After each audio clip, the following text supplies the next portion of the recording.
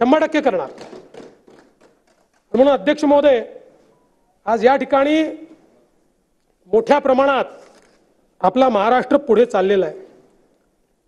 आज आपण पाहू शकतो की गेल्या 2.5 वर्षामध्ये आपण महाराष्ट्रामध्ये 167 प्रकल्पांना सुधारित प्रशासकीय मान्यता दिली, ज्यातनं 25.21 लाख हेक्टर एवढी जमीन सिंचनाखाली येणार आहे। हा देखील एक रेकॉर्ड आहे आणि याच्यामध्ये एकाच भागाचे नाही आहेत। कोकणाचे 20 प्रकल्प आहेत, कृष्णा खोऱ्याचे 15 प्रकल्प आहेत, गोदावरी मराठवाडा सिंचनचे 38 प्रकल्प आहेत, तापीचे 13 प्रकल्प आहेत, विदर्भ सिंचनचे 81 प्रकल्प आहेत आणि मोठ्या प्रमाणात या ठिकाणी ही कामं होणार आहेत। आणि सगळ्यात महत्त्वाचं, या महाराष्ट्राला दुष्काळमुक्त करण्याचा आमचा संकल्प आहे। गेले 25, 30, 40 वर्ष आपण चर्चा करत होतो नदीजोड प्रकल्पाची। नदीजोड प्रकल्प आपल्या दुष्काळमुक्तीवर हा एक उपाय आहे। अर्थात नुसतं नदीजोड करून चालणार नाही, तेवढंच महत्त्व जलसंधारणाचं आहे, जलयुक्त शिवारचं आहे, पण त्यासोबत नदीजोड प्रकल्प हा शाश्वत पाणी, आपल्या हिश्श्याचं वाहून जाणारं पाणी। आपल्या लक्षात असेल 2014 साली या नदीजोड प्रकल्पाच्या संदर्भात मी एक भूमिका मांडली होती। आणि भूमिका अशी घेतली होती की प्रकल्प का होत नाहीत, याकरता होत नाहीत की कुठे मध्य प्रदेशची वाद आहे, कुठे गुजरातची वाद आहे, कुठे तेलंगणाची वाद आहे आणि केंद्र सरकार सांगतं की हे जर इंटरस्टेट असतील तर तुम्ही एकत्रित बसा आणि मार्ग काढा। आणि आपली तर भूमिका आहे आम्ही हे देणार नाही। 2017 साली भूमिका मी स्वीकारली की इंटरस्टेट करता आम्हाला केंद्राच्या पैशाची गरज आहे, पण आम्ही जर आमच्या राज्यात प्रकल्प करायला तयार असू तर आम्हाला कोण थांबवू शकतं? आणि म्हणून आम्ही कोणावर अवलंबून राहणार नाही, आम्ही आमच्या राज्यात हे प्रकल्प करू। आणि 2019 साली आपण पहिल्यांदा जल आराखडा तयार करून या संदर्भातले GR काढले। आणि मला अतिशय आनंद आहे की गेल्या 2.5 वर्षामध्ये या ठिकाणी शिंदे साहेबांच्या नेतृत्वात जे सरकार होतं त्या सरकारमध्ये 4 प्रमुख नदीजोड प्रकल्पांना आपण सर्व प्रकारची मान्यता दिली आणि त्यातले काहीचे टेंडर देखील काढले। यामध्ये वैनगंगा नळगंगा सारखा प्रकल्प आहे की ज्यामध्ये 3,71,000 हेक्टर एवढं त्याचं लाभ क्षेत्र आहे। आणि विशेषतः नागपूर, वर्धा, अमरावती, अकोला, यवतमाळ, बुलढाणा, वाशिम या सगळ्या जिल्ह्यांचं चित्र त्या ठिकाणी बदलेल। नार पार गिरणा आहे, जळगाव आणि नाशिकचं त्यातनं चित्र बदलणार आहे। दमणगंगा, वैतरणा, गोदावरी आहे की ज्या प्रकल्पामुळे, आणि दमणगंगा, एकदरे, गोदावरी आहे, हे जे वेगवेगळे प्रकल्प आहेत या प्रकल्पांमुळे आज आपल्याला जी परिस्थिती पाहायला मिळते की दरवर्षी नाशिक नगर एकीकडे आणि मराठवाडा एकीकडे पाणी सोडायचं की नाही सोडायचं, कारण आपल्याला माहिती आहे गोदावरीचं खोरं हे तुटीचं खोरं आहे। या तुटीच्या खोऱ्यामध्ये 50 TMC पाणी वाहून जाणार आपण आणतो। आणि हे जर आलं तर आज जे आमचे वाद आहेत ते वाद त्या ठिकाणी संपतील आणि खऱ्या अर्थानं महाराष्ट्राला दुष्काळ मुक्तीकडे नेण्याचं काम हे आपण या निमित्ताने करू शकतो। आणि म्हणून मला असं वाटतं की हे एक महत्त्वाचं काम आहे। आज आपण पाहू शकतो महाराष्ट्रामध्ये मेट्रोची कामं अत्यंत वेगाने आपण सुरू केली। आता मुंबई मेट्रो 3चं काम हे अंतिम टप्प्यामध्ये आलेलं आहे। आपण पहिला टप्पा त्याचा प्रवासी वाहतुकीकरता खुला केलाय। आता जो दुसरा टप्पा आहे BKC पासून कुलाब्यापर्यंत, ज्यांनी खऱ्या अर्थानं मुंबईला एक नवीन लाईफलाईन तयार होणार आहे। 17 लाख लोक रोज प्रवास करतील। आज 6 लाख लोक करतात कारण कनेक्टिव्हिटी पूर्ण झालेली नाही। 17 लाख लोक या एका लाईनवर प्रवास करतील। आपण मे 2025 पर्यंत हा खुला करणार आहोत।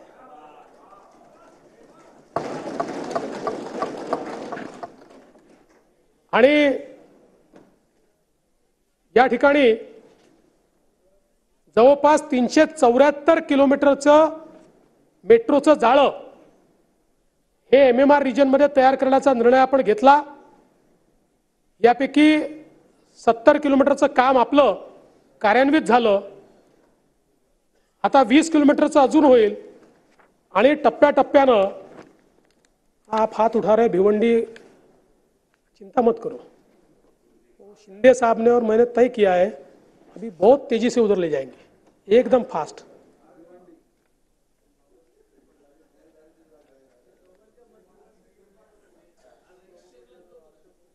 त्यांनी हात वर केला होता रईसने.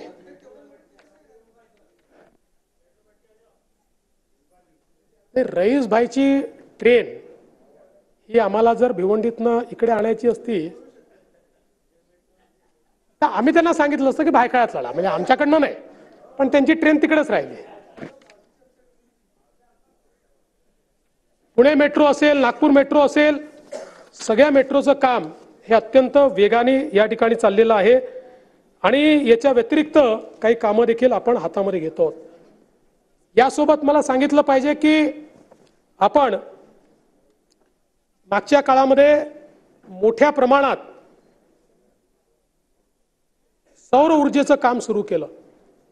विशेषतः शेतकऱ्यांना दिवसा अखंडित 3 फेजची वीज देता आली पाहिजे हे आपलं स्वप्न होतं. त्यामुळे आपण मुख्यमंत्री सौर कृषी वाहिनी 2.0 ही योजना सुरू केली. या योजनेच्या अंतर्गत आपण या ठिकाणी MSCB solar agro power limited, देशातली पहिली केवळ शेतकऱ्यांना वीज देणारी कंपनी आपण स्थापन केली. या कंपनीच्या अंतर्गत 16,000 मेगावॅट विजेचे प्रकल्प आपण सुरू केले. हा देशातला सगळ्यात मोठा विकेंद्रित सौर ऊर्जा निर्मितीचा प्रकल्प आहे, ज्याच्यामध्ये 8,428 कृषी वाहिन्या म्हणजे फीडर्स जे आपण सेपरेट केलेले आहेत, या फीडर्सला आपण सोलराइज करतो आहोत. आणि याच्यामध्ये दररोज मला एक मेसेज असतो, आज 4 मेगावॅट कार्यान्वित झालं, आज 5 मेगावॅट कार्यान्वित झालं. जवळपास आतापर्यंत 669 मेगावॅट एवढी क्षमता कार्यान्वित झाली आहे. त्यातनं 1,30,486 कृषी ग्राहकांना आपण 3 फेजचा पुरवठा सुरू केला आहे आणि आमचा प्रयत्न आहे 2026 पर्यंत पूर्ण 16,000 मेगावॅटचे कामं पूर्ण करायची आणि महाराष्ट्रातल्या शेतकऱ्यांना दिवसा वीज. त्याचा फायदा आपल्याला काय आहे? आज आपण शेतकऱ्याला मोफत वीज दिली आहे, त्याचा 15,000 कोटी रुपयाचा एक प्रकारे आपल्या बजेटवर भार आहे. या विजेचा फायदा असा आहे, आपण जी आज शेतकऱ्याला वीज देतो, जेव्हा आपण त्याच्याकडनं बिल वसूल करायचो त्यावेळी शेतकऱ्याला ज्या वीज जी द्यायचो ती आपल्याला 8 रुपयाची पडायची आणि शेतकऱ्यांकडनं आपण ₹1.25 घ्यायचो किंवा ₹1.5 घ्यायचो. आता ही जी वीज आहे ही आपल्याला 3 रुपयाची पडणार आहे. म्हणजे ही जी काही 6.5 रुपयाची सबसिडी आपल्याला द्यावी लागायची त्यातल्या किमान 4.5 रुपयाची बचत होणार आहे. म्हणजे एकूण जर हिशोब लावला तर वीज खरेदीत 10,000 कोटीची बचत होणार आहे आणि त्या ठिकाणी सबसिडीतली क्रॉस सबसिडीची 5,000 कोटीची बचत होणार आहे. म्हणजे पुढच्या 2026 किंवा फार तर 27 नंतर आपण जी काही आज मोफत वीज देतोय त्याचा जो भुर्दंड आपल्या बजेटमधनं जातोय, नेमके तेवढेच पैसे आपण या सौर कृषी वाहिनीमुळे वाचवणार आहोत. आणि कदाचित तोपर्यंत कनेक्शन वाढतील त्यामुळे थोडा फरक पडेल, पण जवळपास आपण रेव्हेन्यू न्यूट्रलवर ही योजना या ठिकाणी आणणार आहोत. आणि मी खरोखर विभागाचं देखील अभिनंदन करेन. इतक्या कमी काळामध्ये जागा आयडेंटिफाय करणं, त्या जागेवर टेंडर काढणं, त्याचे बिडर निवडणं, सगळं ट्रान्सपरंट पद्धतीनं आणि रिव्हर्स बिडिंग पद्धतीनं जो कमीत कमी रेट कोट करेल ओपन रिव्हर्स बिड केलं आणि त्यातनं मोठ्या प्रमाणात हे काम झालेलं आहे. यासोबत आपली मोफत वीज योजना आपण सुरू केलेली आहे, ती तर नीट चाललेलीच आहे. त्यामुळे शेतकऱ्यांकडनं पुढच्या 5 वर्षामध्ये विजेचं बिल घ्यायचं नाही हा जो आमचा निर्धार आहे तो कायम आहे, त्याच्यात कुठलाही बदल नाही आहे. आणि आपण सौर कृषी पंप योजना आणलेली आहे आणि अतिशय गतीने याचं काम सुरू केलेलं आहे. 9 लाख कृषी पंप आपल्याकडे आज उपलब्ध आहेत. 9 लाख टार्गेट. सभागृहातल्या सगळ्या सदस्यांना मी सांगतो, नवीन कनेक्शन, जुनं कनेक्शन बदलून आम्हाला ते द्या असं नका म्हणू, कारण त्याच्यावर एवढा पैसा खर्च केला. पण जो नवीन कनेक्शन आहे मागेल त्याला सौर पंप. पेड पेंडिंग वगैरे विषयच नाही. No paid pending. तुम्ही मागितल्यानंतर 3 महिन्यामध्ये आम्ही कनेक्शन देऊ. काही नाही. सोलरचं हो.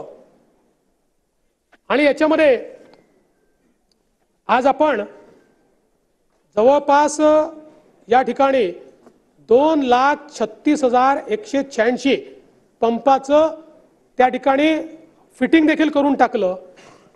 म्हणजे मी याकरता विभागाचं अभिनंदन करतो की जेव्हापासून सौर पंप आपण वापरणं सुरू केलं, योजना सुरू केल्या वेगवेगळ्या, या सगळ्या काळामध्ये दादा आपण जेवढे सौर पंप लावलेत त्यापेक्षा जास्त सौर पंप मागच्या 1 वर्षात लावले आणि मोठ्या प्रमाणात आता हे काम चाललेलं आहे. याची सगळी आकडेवारी देऊन आता मी काही आपला वेळ घेत नाही, पण मला असं वाटतं की ऊर्जा क्षेत्रामध्ये खूप मोठ्या प्रमाणात आपण मागच्या काळामध्ये योजना सुरू केल्या. अगदी पंप स्टोरेज सारख्या ज्या योजना आहेत, म्हणजे मी केवळ आपल्यासमोर आकडेवारी मांडू इच्छितो की आज आपली स्थापित क्षमता ही साधारण 44,000 मेगावॅटची आहे आणि आपले जे करार झाले आहेत ते 54,000 मेगावॅटचे आहेत. त्यामुळे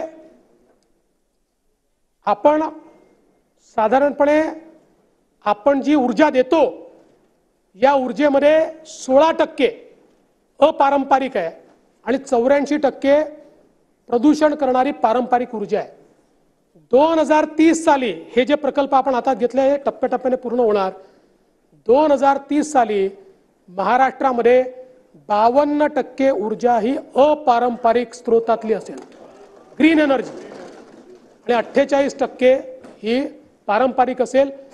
आपल्याला अर्थातच नेट झिरोकडे जायचा खूप मोठा मार्ग आहे आपल्या समोर, पण याच्याकडे आपण जाण्याची सुरुवात केलेली आहे. खरं म्हणजे भास्कररावनी विषय मांडला होता प्रधानमंत्री आवास योजनेच्या संदर्भात, शहरी आणि ग्रामीण याच्यातला. निश्चितपणे या संदर्भात आपण अनुदान वाढीच्या संदर्भात केंद्र सरकारकडे विनंती केलेली आहे की हे अनुदान वाढलं पाहिजे, कारण आपण आपल्या राज्य योजनांचे अनुदान हे वाढवण्याचा विचार करतो आणि त्यामुळे मग जर हे मॅचिंग झालं नाही तर त्यातनं नवीन अडचणी तयार होतील आणि म्हणून त्यातल्या कॅटेगरीज वाढल्या पाहिजे. शहरी, निमशहरी अशा प्रकारच्या आणि ग्रामीणमध्येही अनुदान वाढलं पाहिजे. ही जी आपली मागणी आहे त्याचा प्रयत्न हा केंद्र सरकारकडे आम्ही करतो. हा आहे ना, तो आपलं म्हणणं खरं आहे, कारण आता जवळपास सॅच्युरेशन झालं आहे. आता जे राहिले आहेत त्यांच्याकडे जागा नाही आहे आणि म्हणूनच परवाचा तुकडेबंदीचा कायदा असेल किंवा गायरान जमीन, आता आपण गायरानचा आहे आणि आता झुडपी जंगलांनी तर मोठा प्रश्न सॉल्व्ह होणार आहे, पण ती अगदी अंतिम टप्प्यात केस ही सुप्रीम कोर्टमध्ये आहे. कोर्ट कमिशनरनी जो रिपोर्ट दिलेला आहे तो आपल्या फेवरचा आहे, त्यामुळे तोही प्रश्न निश्चितपणे या ठिकाणी सॉल्व्ह होईल.